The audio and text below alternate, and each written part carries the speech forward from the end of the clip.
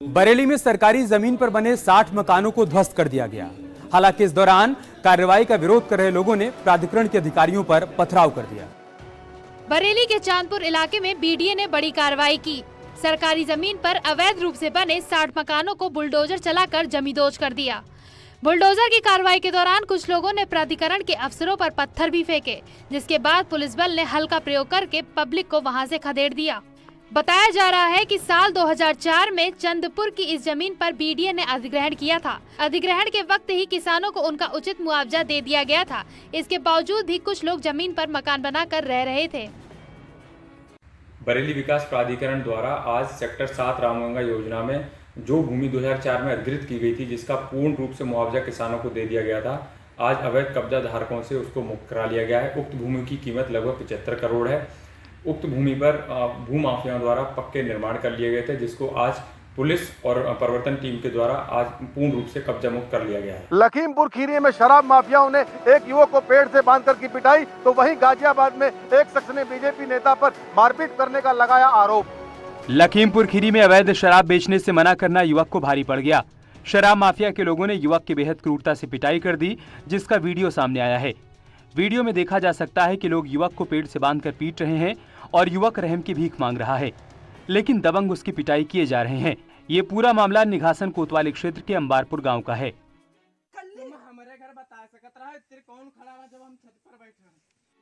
गाजियाबाद में एक शख्स ने बीजेपी के एक नेता पर मारपीट करने का आरोप लगाया है। शख्स का आरोप है कि उधार दिए पैसे मांगने पर बीजेपी नेता ने उसके साथ बेरहमी से मारपीट की। मारपीट का सीसीटीवी फुटेज भी सामने आया है। पूरा मामला संजय नगर इलाके के बापूधाम का है। बरेली की रुहेलखंड यूनिवर्सिटी में छात्रों ने हंगामा किया और रिजल्ट में संशोधन की मांग की। बरेली के रुहेलखंड यूनिवर्सिटी में उस वक्त हंगामा मच गया जब बीए फर्स्ट ईयर के रिजल्ट में कमी निकालकर दर्जनों छात्र छात्राओं ने यूनिवर्सिटी के गेट पर हंगामा करना शुरू कर दिया। इतना ही नहीं, छात्र यूनिवर्सिटी की दीवार पर चढ़ गए और सुसाइड करने तक की धमकी देने लगे। जब टीचर उन्हें समझाने के लिए आए तो उनसे भी छात्रों की तीखी नोकझोंक हो गई। हंगामा करते हुए छात्र परीक्षा नियंत्रक के कक्ष में जबरन घुस गए और नोकझोंक करने लगे,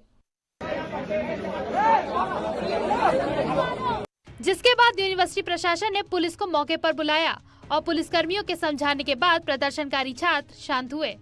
पिछली साल भी हम लोगों को यहाँ पे मजबूर होना पड़ा था। जब रिजल्ट आता है, इतनी बड़ी धांधली यहाँ पे ये लोग करते हैं। आप देखेंगे कि जिस बच्चे ने पेपर दिया है उस बच्चे की एब्सेंट इन लोगों ने लगा दी। जिसने जो अंकों में पास है उसे उसका रिजल्ट में फेल लिखा हुआ है। किसी स्टूडेंट की इन लोगों ने बैक लगा दी। ऐसी बहुत सारी समस्याओं को लेकर आज हम लोगों ने यहाँ पे ज्ञापन दिया। आप लोग देखेंगे सुनेंगे, एक बार आपने जब रजिस्ट्रेशन भरा जाता है, जब रजिस्ट्रेशन इन लोगों का हुआ तो रजिस्ट्रेशन के नाम पे इनसे 1950 रुपया उस समय फीस ली गई और वो फेल कर दी गई और कह दिया गया कि आपके 15 दिनों में ये फीस रिफंड हो जाएगी, लेकिन आज तक उन बच्चों की फीस रिफंड नहीं हुई। इन दिनों बच्चा चोर गिरोह के सक्रिय होने की अफवाह आम हो गई है। इस अफवाह के चलते इतनी दहशत है कि लोग निर्दोष लोगों को बच्चा चोर होने के शक में पीट दे रहे हैं। प्रयागराज के सिविल लाइंस इलाके में लोगों ने एक संदिग्ध को पकड़कर पुलिस के हवाले किया। इस युवक को बच्चा चोरी के शक में लोगों ने पकड़ा, जिसकी पहले पिटाई की गई, जिसके बाद उसे पुलिस को सौंपा गया। दरअसल गर्ल्स कॉलेज के बाहर बच्चा चोर की अफवाह फैली, जिसको लेकर पुलिस भी मौके पर पहुंची और युवक को हिरासत में लेकर थाने लेकर आई। युवक मानसिक रूप से विक्षिप्त लग रहा है। सहारनपुर जिले के ग्रामीण क्षेत्रों में लगातार फैल रही बच्चा चोरी की अफवाहों के चलते सहारनपुर पुलिस अलर्ट मोड पर आ गई। डीआईजी ने अपील की है कि इन अफवाहों की तरफ ध्यान न दें। वहीं इन अफवाहों को वायरल करने वालों को भी सख्त चेतावनी दी है। डीआईजी ने कहा है कि मैसेज भेजने वालों और ग्रुप एडमिन के खिलाफ भी सख्त कार्रवाई होगी। इस तरह के मैसेजेस, फर्जी जो मैसेजेस हैं वो ग्रुप में ना चलाएं, और यदि ऐसे ग्रुप में मैसेज, फर्जी मैसेज चलने से यदि कोई इस तरह की घटना होती है जैसी कल हुई है, तो निश्चित रूप से उस ग्रुप के मेंबर्स के खिलाफ जो इसे चलाएंगे या जो इसे सेंड करेंगे उनके खिलाफ कड़ी कार्रवाई स्थानीय पुलिस द्वारा की जाएगी। सीएम योगी पूर्वांचल के दौरे पर हैं। सीएम ने गाजीपुर और जौनपुर को विकास की कई सौगात दी। सीएम योगी आज पूर्वांचल के दौरे पर रहे। सीएम योगी पहले जौनपुर पहुंचे। सीएम योगी ने जौनपुर में 258 करोड़ रुपए की परियोजनाओं की सौगात दी। सीएम योगी ने नए मेडिकल कॉलेज का निरीक्षण किया और साथ ही कई विकास परियोजनाओं के विकास का मॉडल भी देखा। इस दौरान सीएम योगी ने बच्चों को भी दुलारा। अब नए भारत के नए उत्तर प्रदेश का विकास की प्रक्रिया के साथ तेजी से आगे बढ़ता हुआ एक जनपद है और बहुत शीघ्र जौनपुर में वे सभी प्रकार की सुविधाएं जौनपुर वासियों को प्राप्त होंगी। जौनपुर के बाद सीएम योगी गाजीपुर पहुंचे, जहां बाबू राजेश्वर प्रसाद सिंह की प्रतिमा का अनावरण किया। सीएम योगी आदित्यनाथ ने गाजीपुर में सभा को संबोधित करते हुए विपक्ष की पिछली सरकारों पर भी जमकर निशाना साधा। जौनपुर से वाराणसी पहुंचे सीएम योगी ने पीएम के तौर पर 20 साल के सफर कार्यकाल पर लिखी पुस्तक मोदी एट 20 के विमोचन कार्यक्रम में शामिल हुए और ये कार्यक्रम रुद्राक्ष कन्वेंशन सेंटर में रखा गया। मिशन 2024 को फतेह करने के लिए भारतीय जनता पार्टी के अवध क्षेत्र की आज एक बैठक हुई। इस बैठक में प्रदेश अध्यक्ष भूपेंद्र चौधरी ने आगामी निकाय चुनाव और लोकसभा चुनावों का एजेंडा सेट किया। उत्तर प्रदेश में निकाय चुनाव नवंबर-दिसंबर में हो सकते हैं। 2022 यूपी विधानसभा चुनाव के बाद नगर निगम, नगर पालिका, नगर पंचायत अध्यक्ष और पार्षद चुनाव को योगी सरकार की परीक्षा के तौर पर माना जा रहा है। निकाय चुनाव को लेकर यूपी बीजेपी ने तैयारियां तेज कर दी हैं। इसके लिए ताबड़तोड़ बैठकें भी हो रही हैं और संगठन को और मजबूत बनाने पर खासा जोर दिया जा रहा है। इसी क्रम में आज लखनऊ में बीजेपी के अवध क्षेत्र की बैठक हुई, जिसमें बीजेपी के प्रदेश अध्यक्ष भूपेंद्र चौधरी समेत अवध क्षेत्र के 15 जिलों के पदाधिकारी भी मौजूद थे।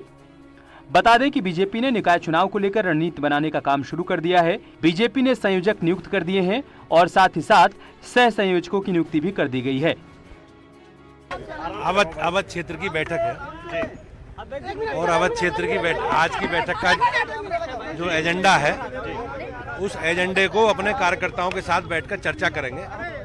जो पुराने काम है उनकी समीक्षा करेंगे और जो आगामी हमारे कार्यक्रम है उनकी चर्चा करके और बेहतर तरीके से उन कार्यक्रमों को आगे बढ़ा सकें, इसके लिए आज योजना बनाएंगे। उत्तर प्रदेश की योगी सरकार ने एक और ऐतिहासिक फैसला लिया है। उत्तर प्रदेश के अब सभी सरकारी अस्पतालों के बाहर उन अस्पतालों का नाम हिंदी के साथ साथ उर्दू में भी लिखा होगा। सीएम योगी ने बड़ा फैसला लिया है। अब यूपी में अस्पतालों और प्राथमिक स्वास्थ्य केंद्रों का नाम हिंदी के साथ उर्दू में भी लिखा जाएगा। स्वास्थ्य निदेशक ने इस संबंध में सभी जिलों के सीएमओ को आदेश जारी कर दिया है। यही नहीं, हॉस्पिटल के डॉक्टरों, कर्मचारियों के नाम और पद नाम भी हिंदी के साथ उर्दू में लिखे जाएंगे। शासन की ओर से जारी लेटर में लिखा गया है कि प्रदेश के अस्पतालों में दूसरी राजभाषा उर्दू को तरजीह दी जाए। उर्दू उत्तर प्रदेश की दूसरी राजभाषा है। सरकारी कामकाज में इसका इस्तेमाल होता है। अब सरकारी अस्पतालों के नाम, वहां पर काम करने वाले डॉक्टरों के नाम, वहां पर काम करने वाले कर्मचारियों के भी नाम हिंदी के साथ साथ उर्दू में लिखे जाएंगे। इसके लिए स्वास्थ्य भवन के निदेशक का एक आदेश जारी हो चुका है।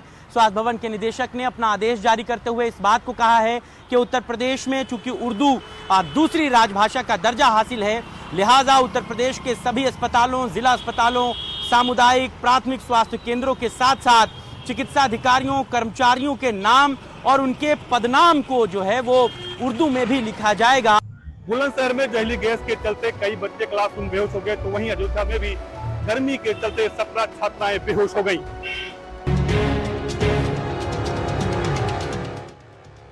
बुलंदशहर में जहां क्लासरूम में बैठे करीब आधा दर्जन बच्चे अचानक बेहोश हो गए। बच्चों के अचानक बेहोश होने की घटना से स्कूल में अफरा तफरी मच गई। ग्रामीणों की मदद से उपचार के लिए नजदीकी अस्पताल में बच्चे भेजे गए। सूचना के बाद एसडीएम सिकंदराबाद और सीओ सिकंदराबाद मौके पर पहुंचे। पिछले कई दिन से विद्यालय में अचानक नौनिहाल बेहोश हो रहे हैं। स्कूल के पास जहरीली गैस बच्चों के बेहोश होने का कारण मानी जा रही है। थाना सिकंदराबाद कोतवाली के औद्योगिक क्षेत्र के गोपालपुर में विद्यालय का मामला है। बुलंदशहर जैसी खबर अयोध्या से भी सामने आई है, जहां रामेश्वर सिंह इंटर कॉलेज की 17 छात्राएं बेहोश हो गईं। बताया जा रहा है कि गर्मी की वजह से बच्चियां बेहोश हुईं, जिन्हें दर्शन नगर मेडिकल कॉलेज में भर्ती कराया गया। पहले जैसे एक लड़की सुबह से बेहोश हो रही थी, बार उसको होश आया था, बेहोश हो रही थी। उसके बाद उसको लेकर गए, फिर एम्बुलेंस आया, लेकर गए उस लड़की को लेकर गए। उसके बाद दूसरी लड़की बीमार हुई, फिर तीसरी लड़की, लेकिन सब एक ही तरह सब पहले रोना स्टार्ट करते थे, उसके बाद फिर बेहोश हो जाते थे। अंबेडकर नगर में तमसा नदी पर पक्का पुल न बनने की वजह से लोगों को खामियाजा भुगतना पड़ रहा है और इसकी वजह से लोग जान जोखिम में डालकर आवाजाही कर रहे हैं। अंबेडकर नगर के डाडारी गांव के पास तमसा नदी पर पक्का पुल न बनने का खामियाजा गांव वाले भुगत रहे हैं। क्षेत्र की लगभग 10,000 की आबादी को आवागमन के लिए जूझना पड़ रहा है। गांव वालों ने लकड़ी का वैकल्पिक पुल बना रखा है, जिससे होकर बच्चे स्कूल जाने को मजबूर हैं। ग्रामीण बताते हैं, जब चुनाव का समय आता है तो नेताजी गांव में आते हैं और पुल बनवाने का वादा करते हैं, लेकिन चुनाव जीतने के बाद गांव में ना तो कोई नेता आता है और ना ही कोई अधिकारी। बहुत दिक्कतें आ रही हैं, हम लोग के पास बहुत दिक्कत आ रही है। हम लोग का रास्ता बंधित है। 4 महीने बाढ़ जब आती है तो हम लोग चारों तरफ से बाढ़ से घिर जाते हैं, जिससे आवागमन बंद हो जाती है। हम लोग बाहर नहीं जा पाते हैं। दिक्कतें इतनी बढ़ जाती हैं कि हम लोग जो गुड़ का कड़ा बनता है उससे पार करके हम लोग इस पार आते हैं। आज कई जगह विधि विधान के साथ गणेश विसर्जन किया गया। बप्पा की मूर्तियां आकर्षण का केंद्र रही। हर तरफ बप्पा के जयकारों से गली मोहल्ले गूंज उठे।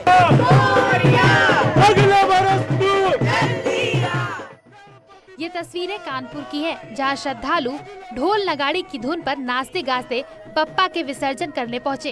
कानपुर में 4000 से ज्यादा प्रतिमाओं का विसर्जन किया गया।